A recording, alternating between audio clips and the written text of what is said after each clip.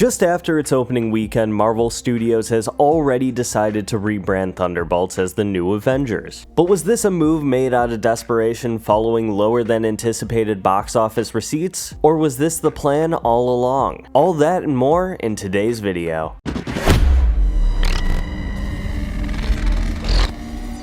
So, Thunderbolts is now known as the new Avengers. Sebastian Stan himself was walking around LA on Monday replacing some of the posters at bus stops with the new title. But this is a marketing move that has proven to be pretty controversial for Marvel. And it factors into a bigger conversation I want to have about movie audience numbers. This is a conversation a lot of people like to have, and they will point the finger at absolutely any reason for why people aren't going out to see more movies. When we look at a timeline of the highest grossing movies by each year they released, you see a shift in the 70s and 80s going from smaller dramas that people were really interested in going to see, the Oscar winners of the time, to some of the bigger blockbusters and more effect-driven movies of their time. And a big reason for this shift was developing technologies. TVs were integrated in more homes, so if you wanted to stay home, you could still be entertained in the same way going to the movies would do. So movies needed to adapt. They had to become more different than TV was at the time. That's where we get the introduction of blockbusters from Spielberg, Lucas, Cameron, and when we get to the 2010s, the overwhelming popularity of superheroes on screen.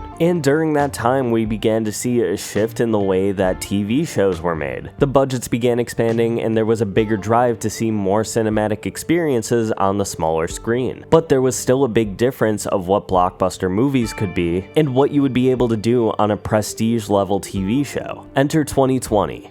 The world shuts down and movie theaters along with it. And coinciding with that, we get the release of Disney+, HBO Max, Peacock, Apple TV+, Paramount+, and the continuing growth of Netflix, Hulu, and Prime Video. And at this point, we saw the final shift of TV shows becoming just as ambitious as blockbuster movies, with the two biggest movie franchises opening the door for everybody else. I'm of course talking about Star Wars and Marvel. So 2021 comes, movie theaters begin opening again, and every single studio has a surplus of movies that they weren't able to release the year prior, and attendance for theatrically released movies has been on a downward trend since then, especially for companies like Disney who were cranking out some of the biggest blockbusters of the 2010s. Now let's refocus on Marvel. I've talked about it before, but Disney's release strategy in 2021 was probably the biggest mistake they could have made for a franchise like the MCU. And I'm not talking about the standard argument that the quality wasn't there or that there was just Marvel fatigue. But no, the problem with 2021 and the Disney Plus releases that they've had there is that the TV shows they were releasing on Disney Plus at that time were made to be comparable to what they were delivering in movie theaters. They pitched Falcon and the Winter Soldier as a movie told in 6 parts. So if you had the option in 2021, would you pay $10 for a month of Disney Plus and a ton of content that would be equivalent to what they're delivering in movie theaters, or go to a movie theater and pay roughly $15 a ticket to see something like Black Widow? And again, I'm not comparing the actual quality of any of these projects, I'm just talking about how Disney would have presented it to most of the casual audiences that they need to go see these movies. And this is an argument I see a lot, that the casual fans don't matter in a conversation like this. The casual fans don't matter, it's all about the hardcore fans, they're the ones that Disney need to appeal to. I see comments about this all the time, and I don't understand why people think that. Yes, it's important to appeal to the hardcore fan base, but that is the minority. Marvel isn't making a majority of their money from the hardcore fans that go out and see their movies. They're relying on those hardcore fans to show up no matter what. They expect them to watch Falcon and the Winter Soldier on Disney Plus and then go out to the theater to see Black Widow. And that's exactly what happened, but casual fans had no drive to go out and see movies like Black Widow or Eternals. Those were experiences they were already getting on Disney Plus. It's not just about what characters were interesting people anymore, it's all about the experience. And I think the landmark that really proves this point is if you look at the numbers of Black Panther versus Black Panther Wakanda Forever. Wakanda Forever performed pretty well, but Disney definitely expected it to pass that billion-dollar landmark, just as Spider-Man No Way Home did a year earlier. But No Way Home is a real outlier in the same way that that Deadpool and Wolverine was. They're based around characters that perform well outside of the MCU, and they had that extra factor of the nostalgia driving people to go see it. But now let's shift our focus to Phase 5 of the MCU. We have Deadpool and Wolverine, which passed $1 billion, Guardians of the Galaxy Volume 3 that came close to $1 billion, two movies that significantly underperformed in Quantumania and Captain America Brave New World, and we have the only major box office bomb we've seen the MCU have so far with the Marvels. Phase 5 also marks the beginning of a shift we're seeing on Disney+.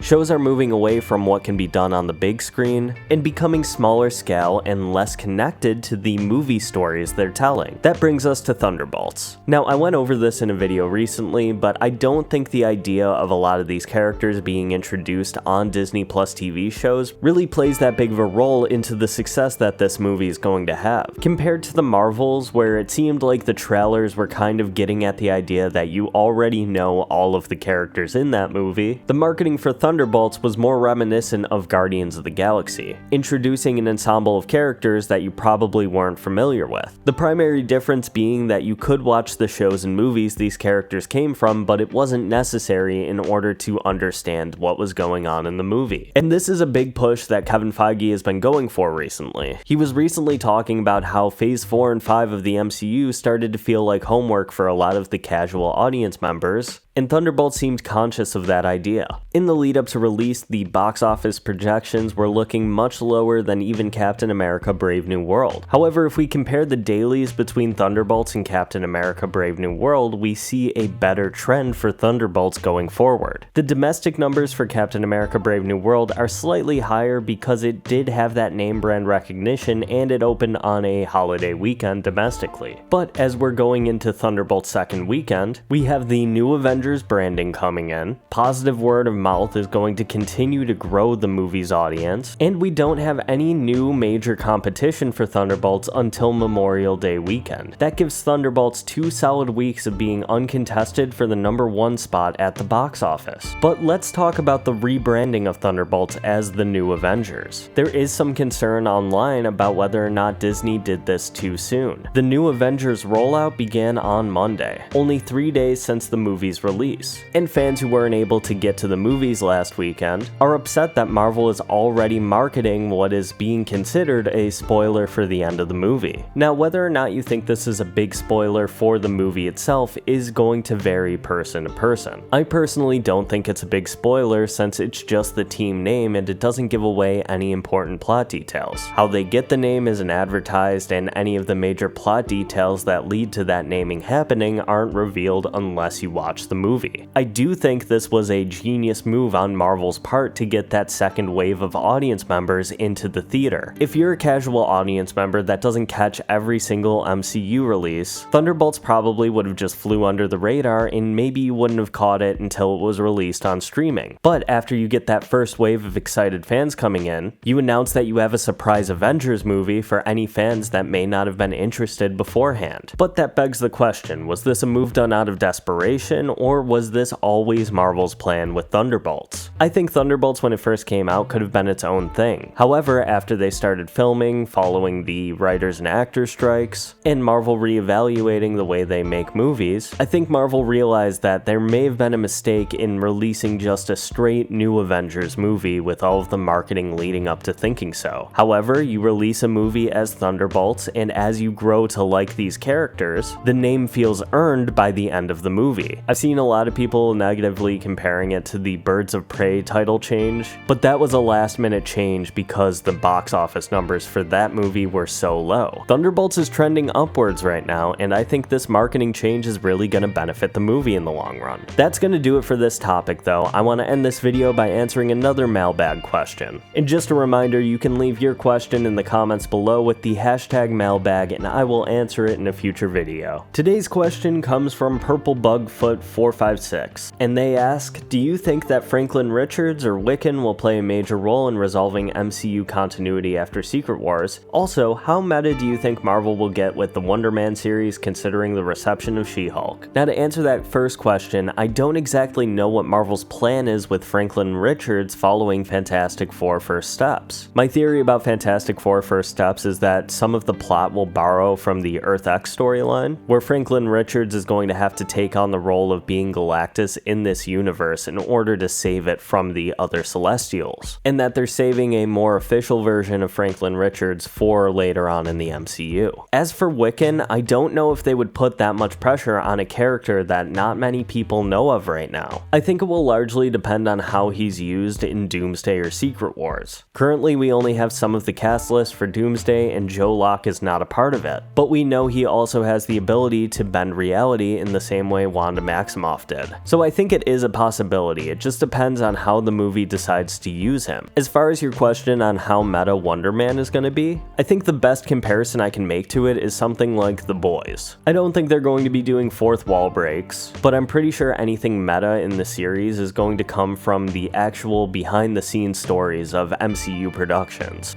I'm willing to bet we're going to see some pretty heavy parallels between some of the executives at Marvel and Disney in this show, and they'll probably touch on some infamous behind the scenes stories. Thank you so much for your question though, and if you want to leave your own that I'll answer later on, reminder, you just leave it in the comments below with the hashtag mailbag. But that's gonna do it for today's video. Thank you so much for watching, and I will see you in the next video.